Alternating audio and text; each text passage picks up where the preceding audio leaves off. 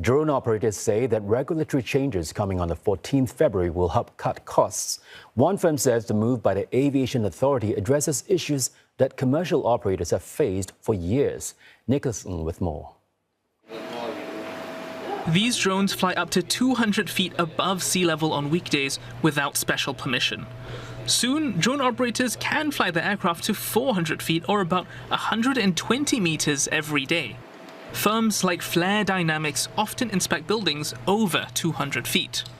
It makes the business a lot more sustainable, and this will also ultimately result in cheaper costs for the end customer. Much of the cost comes from finding and paying their staff for working on weekends. According to the Civil Aviation Authority of Singapore, a quarter of all operation applications last year were between 200 and 400 feet above sea level. Users are also limited to just 5 drones, unless CAAS grants special approval for more. Soon, there will be no limit. There are over 5 drones here that weigh more than 250 grams. That took special approval from the CAAS. And this business tells me that it's worth it to cut all that red tape, because having more drones means having more redundancy and more specialized tools to help them with the work at hand. From the 14th of February, it will also be easier for operator permit holders to obtain flight clearance from the CAAS or RSAF. Instead of calling them, operators can apply for clearance using a mobile app. And for more on what the easing of rules mean, we speak to an expert next. Associate Professor Feng Shaohui is Associate Head of Pillar Engineering Product Development at the Singapore University of Technology and Design. Dr. Feng, thank you for joining us. Now, can you tell us which segment of users will benefit most from these relaxed rules? Yeah, so nowadays, with drone use so much in Singapore, the people who actually will benefit the most are the people who actually perform the inspections of the buildings, building facades inspections. I think will be benefit a lot because we actually spend a lot of time using drones for inspection. Inspection of what kind of infrastructures, for example? So mostly buildings. So every building in Singapore, we need to inspect it for its facade and structural integrity. Currently, I think right now we're transitioned to almost using only drones for inspection. Previously, we used manual inspection, which is very time consuming. With drones, you can actually do it much quicker and a lot safer. So I think, but despite the use of drones, because we have so many buildings in Singapore, we need many, many drones. And I think this relaxation will give people more time, operators in particular, more time to carry out the works for better safety and inspection.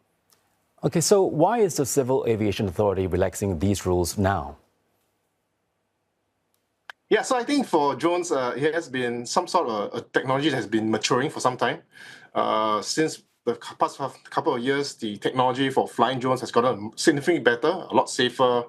And also the people who are operating the drones are also getting more experience, right? As you fly more drones every day, you get more experience. People get more experience flying the drones. People also get more experience regulating the drones.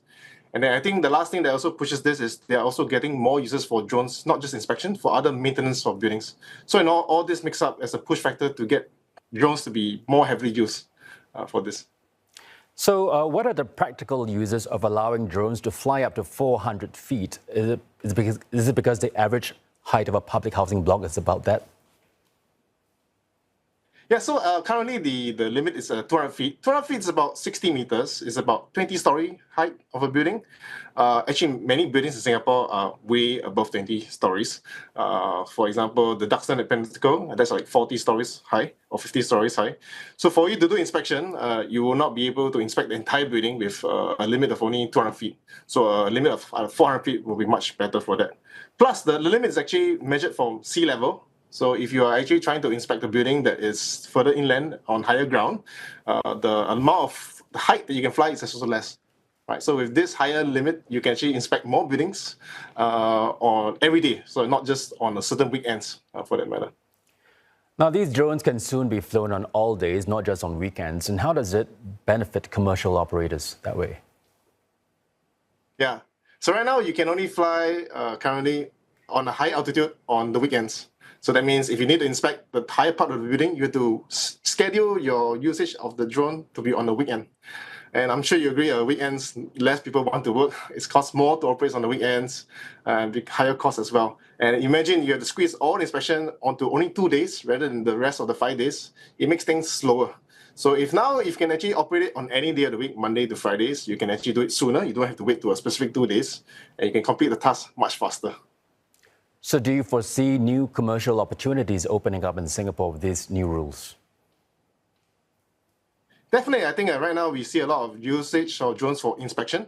But I think another area which I think will be also can actually benefit from this is also cleaning. So we spend many of our buildings also require cleaning.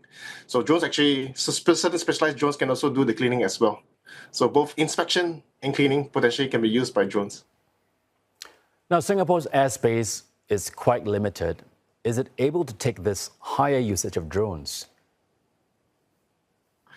It is limited, I would say, because we're such a small country and majority of our country is made up of airports. But I do think it is still enough for everybody, but I think everybody will need to play a role to make sure that we have a safe place to operate. I think we have seen uses of drones for all kinds. We've seen industrial usage, inspection, maintenance, but we also see drones for other usage like entertainment, like drone shows. So I think there's still room for us to work together. We have not used so much where there's not enough space. I think there's still enough space. With this increase in height, I think there'll be more space for everyone to use. What kind of systems are in place to guarantee safety? Yeah, so most drones that you buy today have inbuilt mechanisms where you can specify the maximum height as well as the distance where you can operate. So the drone will actually, no matter what happens, will not breach these locations.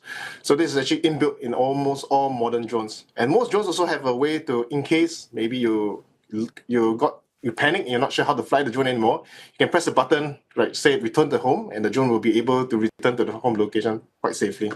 So I think with this, it's actually flying a drone is actually relatively easy, but of course, we should all take proper precautions when operating a drone.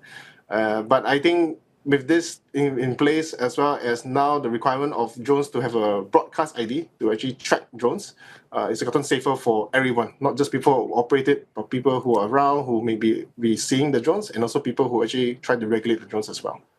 Just one last quick question. What happens if drones fly by mistake above that 400 feet limit? Can it be a danger to commercial planes? Yeah, so that's perfectly possible that a drone might breach this limit. But this 400 feet, although sounds a lot, is actually, again, somewhat low compared to buildings. 400 feet is actually less than the height of certain buildings.